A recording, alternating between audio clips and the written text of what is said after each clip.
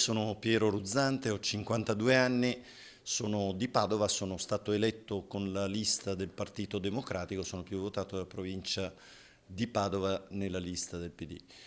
Mi occupo da molto tempo dei temi del lavoro in particolar modo e penso che gli obiettivi di questa legislatura debbano essere principalmente, prioritariamente, quelli di far rientrare i migliori cervelli che oggi sono costretti a fuggire all'estero per trovare un lavoro, dando così una risposta immediata all'occupazione di questi giovani, ma dando anche una risposta alle richieste del mondo dell'impresa per poter occupare più persone, in particolar modo quelli che vengono espulsi dai processi produttivi e hanno 50 anni. Questi sono principalmente, prioritariamente i miei obiettivi.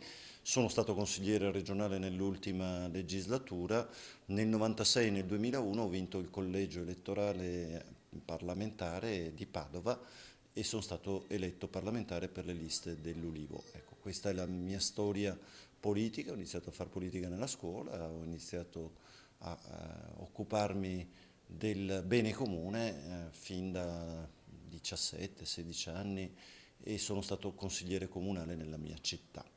Buon lavoro e se volete contattarmi la mia mail è all'interno del sito.